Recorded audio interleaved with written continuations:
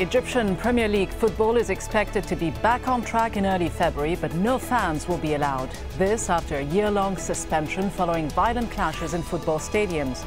What is behind the recent violence in Egyptian football, and is the game being politicized? This is Inside Story.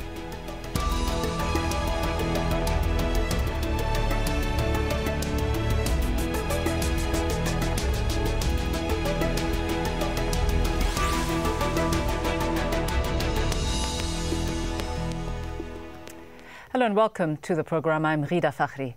The launch of Egypt's Premier League has been postponed once again, this time until early February. The announcement was made following a weekend of meetings between government ministers and Egypt's Football Association. They also decided that the first season will be played without any spectators. Egyptian league football came to a halt last February after violent clashes between two of the country's most popular teams. More than 70 people were killed. Let's take a quick look at the events that have led to the latest delay. In February, more than 70 people were killed in stadium riots in Port Said. A month later, violent clashes erupted again after Al-Masri, one of the teams involved in those clashes, was banned from the league for 2 years. When the Egypt Football Association tried to start the new season in September, hundreds of fans attacked the body's headquarters, calling for justice for those killed in February. And now, once again, the launch of the Football League has been postponed, this time until the beginning of February. Let's take a quick look at some of Egypt's football clubs. 18 clubs are set to take part this season. The 5 most popular of these are Zamalek, Ismaili, Al-Ittihad Al-Skandari, and of course Al-Masri and Al-Ahli, the 2 clubs that were involved in February's riots. The police also have a team called Ittihad Al-Shurta, or the police union. And even the military has its own team called Al-Intag Al-Harbi, translated as the military union. So what fuels violence in Egypt's football stadiums? To discuss this, we're joined by Jazeera English, a former football player for both the Al-Ahli club and the Egyptian national team. He is joining us in Cairo. Also in the Egyptian capital, Sameh al-Anani, sports talk show presenter for Egyptian television. And in London, Leila Zaki Shakravati, a columnist at Open Democracy 50/50. She specializes in gender studies at SOAS, the School of Oriental and African Studies, and is currently doing research on football in Egypt.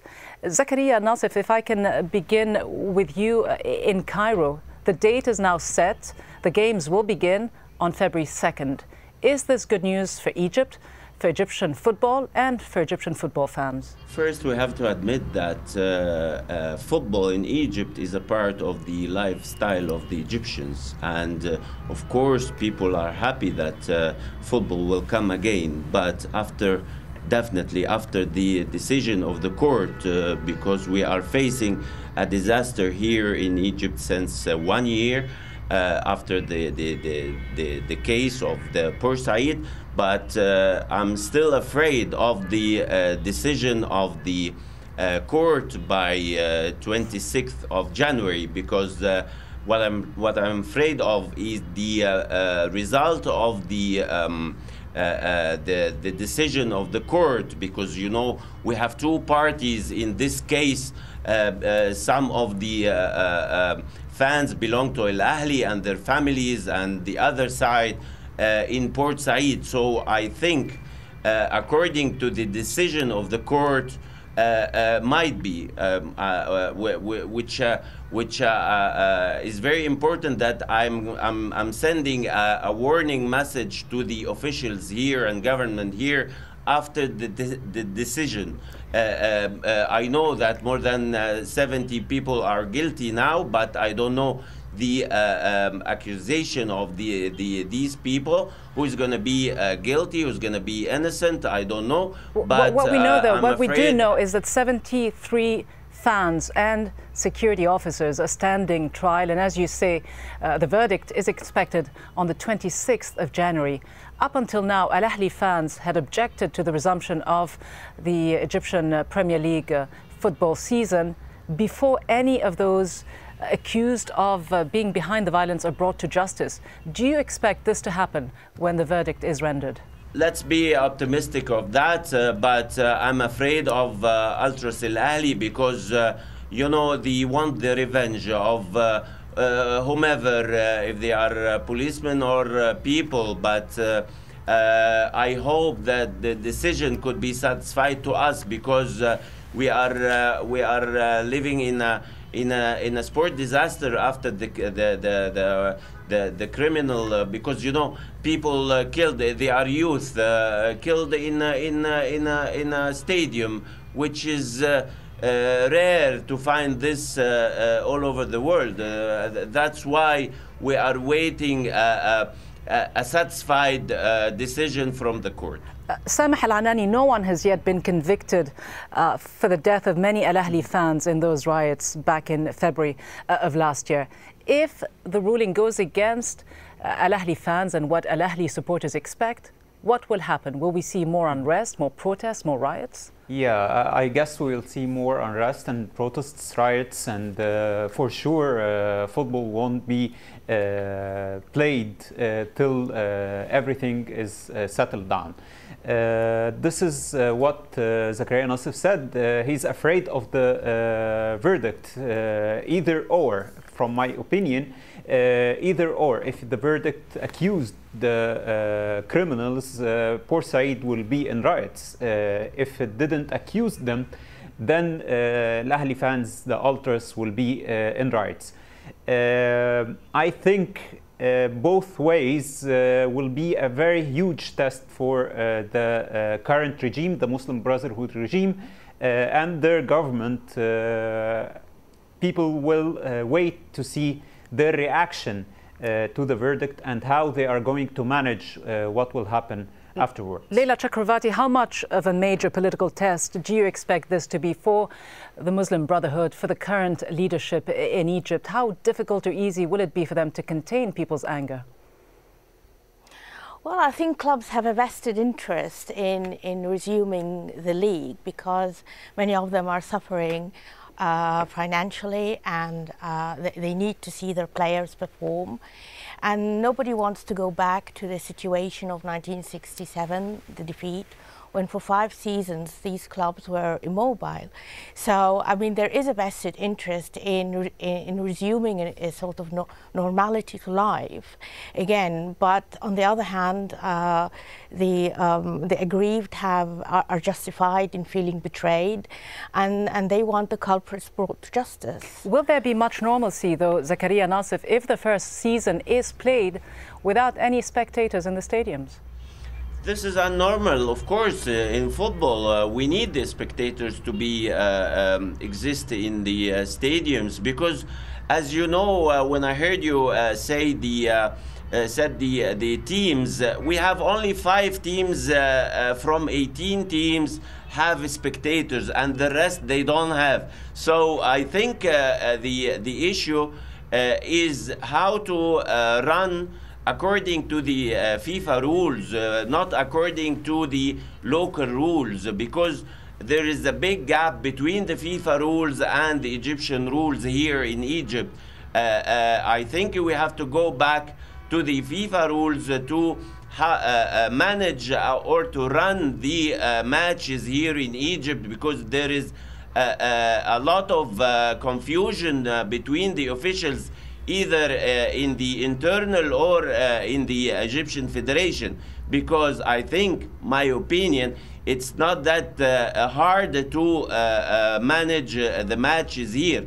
I hope that we can decide to let the people, the spectators, to see the matches, but I'm still not confident with the decision, because it might be delayed again after the 26th of the January, after the decision of the court. Samih al-Anani, some of the ministries in charge of security and sport felt that restarting these games would actually signify stability. Does it, though, in the current circumstances? Of course, football or sports is an indicator, or a huge indicator, for the stability of any country, whether you like it or not. Maybe the halt of the season, the football season, affects the football industry and the sports industry in Egypt, but at the same time it affects other industries, the whole economy, because people from outside Egypt are looking at Egypt and saying that even sports are not being played and everything is standstill, so investment will be in a standstill, tourism will decrease. And but how do you attract tourism? So, how do you attract tourism and investment when football is played in this very unusual setting? Football, as Zakaria Nasser said, it's a lifestyle in Egypt and in most of the developing countries or African countries. So football is something big and something huge. Politics depended on football in the past few years. So if you have football playing, then you can say to the investors that we are in a stable country, security is strong, and everything is great. But I think it's really early to talk about resuming the football season now.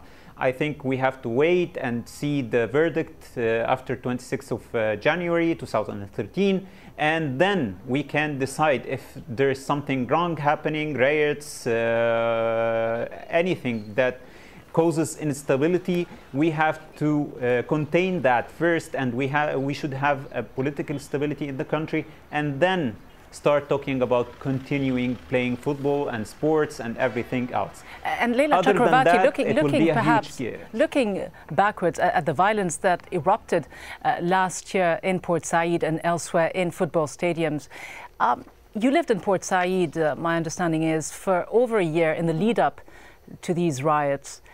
Did you see a clear case of manipulated, orchestrated violence, as many people have argued, by remnants of the former regime against al-Ahli supporters who were very prominent in these Tahrir Square anti-Mubarak protests? Or was it a case of spontaneous, violent football fan behavior? Well, the lines are quite blurred, actually, because on the one hand, football is a sport that invites a lot of rivalry between particularly successful clubs and less successful clubs in the league. And that is actually the discrepancy. I mean, the discrepancy is that not all clubs are financially on the same stature. So it's really a bit of both. But for witnesses who have been in this massacre, I mean, this was a massacre that was conducted in cold blood. This was not the violence in Port Said. It seemed very much an orchestrated event. Was it an act of revenge then? Was it an act of revenge against al-Ahli fans? Will the real story of what happened ever emerge? Well, I think that it's a combination of many factors. I mean, the police not being standing bystanders and not being involved in the violence, not stopping the violence. People talk of plots, of conspiracies. The way some of these deaths were carried out looked like professional killers. So it's quite hard to come to answers. And that's what the ultras want. They want the truth and they want some answers. Zakaria Nasser, they feel quite betrayed, actually. Let me just turn to Zakaria Nasser for a moment. As a former player for al-Ahli, many people have described al-Ahli die-hard ultras fans as perhaps the most important players in the court of public opinion in Egypt, after the Muslim Brotherhood, arguably. Do you accept that characterization? And do you think that football fans, football groups in Egypt have been largely politicized? Let's go back to the time of the accident in Port Said. It came after the revolution, and as we agree that we combined what happened in Port Said with the revolution, either in Tahrir or the ultras used to be in Tahrir, and they have a role in this. I think this is one of the most problem with this case, but the case is not closed even after the decision, because we didn't solve the problem between the fans and the clubs or in the streets.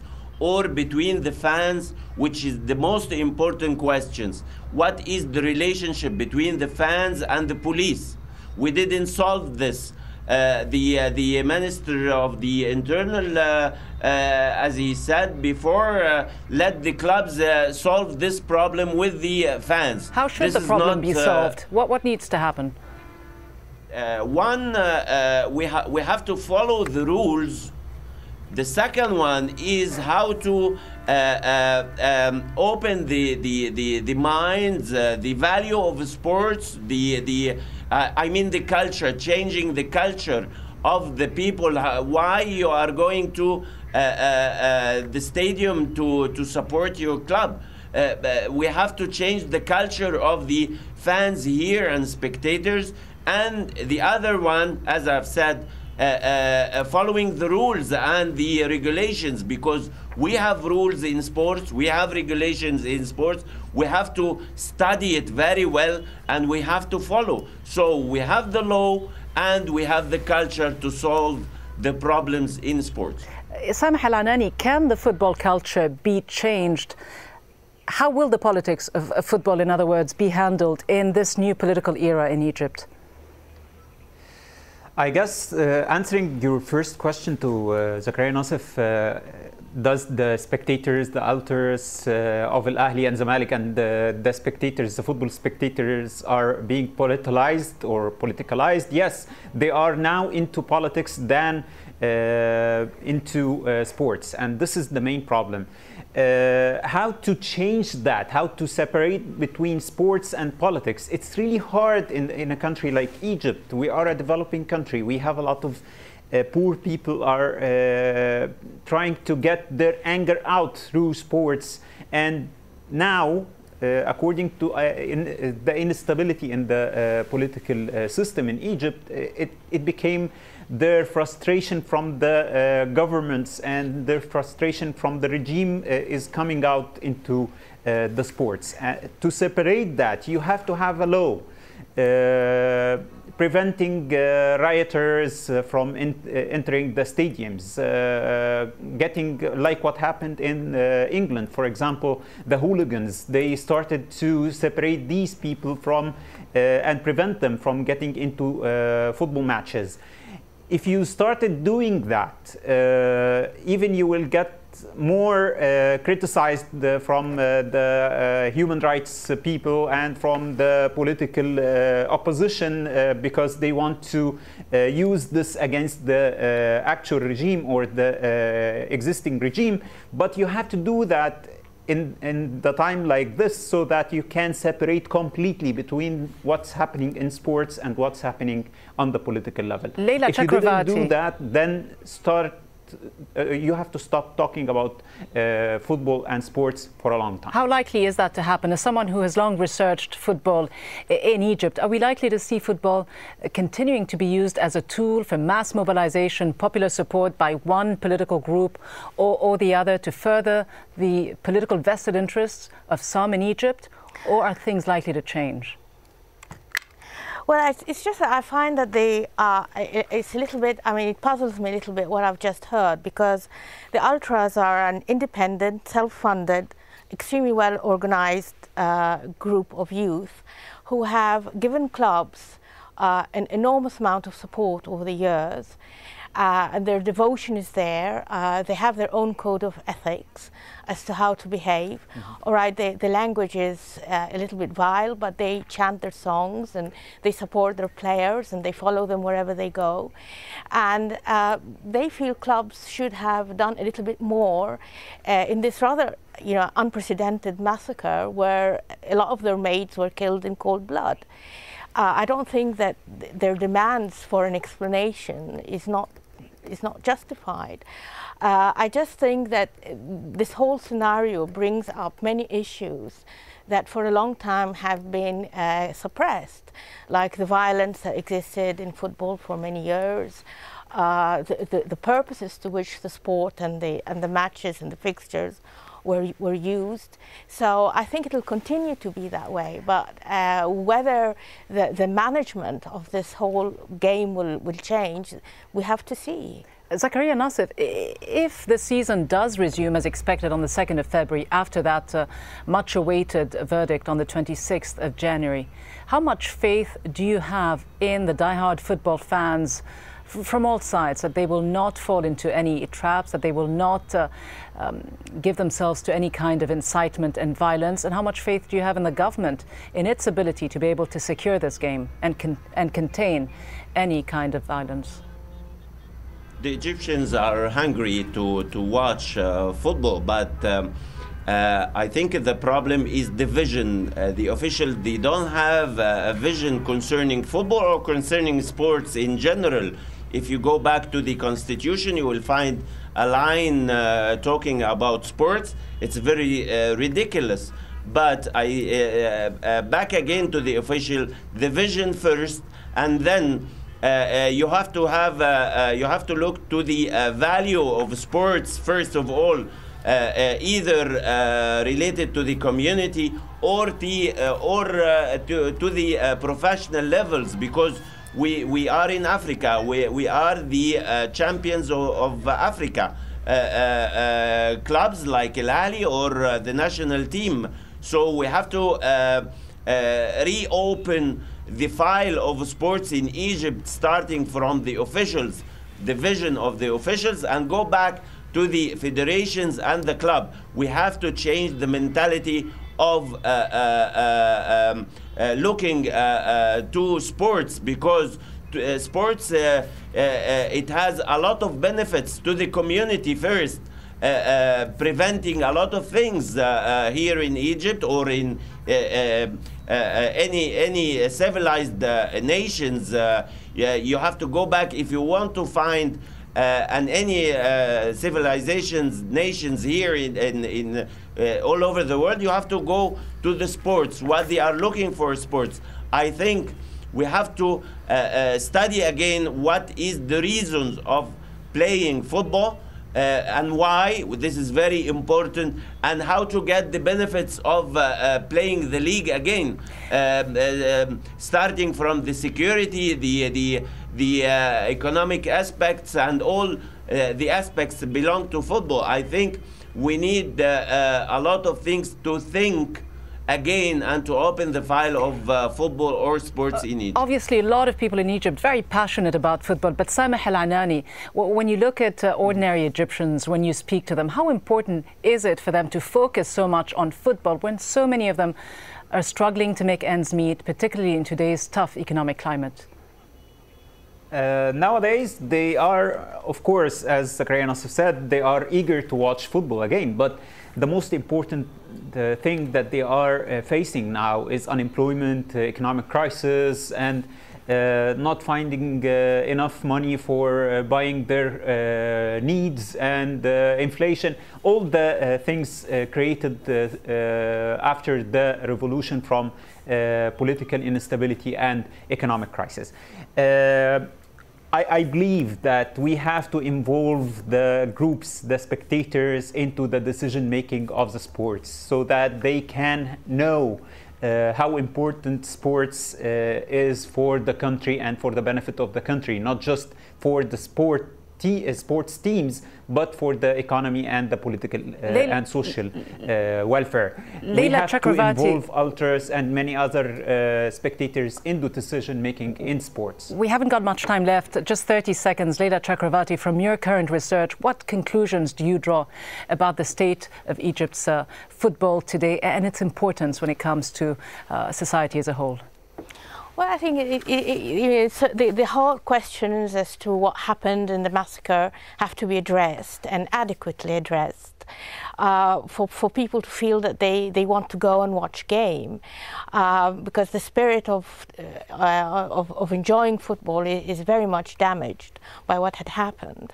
But until everything else settles into place, there's better policing, the threat of another violence massacre happening is removed. These are important conditions that have to be met. Always a passionate topic. Many thanks to all our guests for joining us and sharing their views. From Cairo, Zakaria Nasif and Sameh al-Anani. And from London, Leila Zaki Chakravati. And thank you, of course, for being with us on Inside Story. We'd love to hear from you. Send us an email to insidestory@aljazeera.net. From me, Rida Fakhri, and the rest of the team, thanks again for watching. We'll see you next time.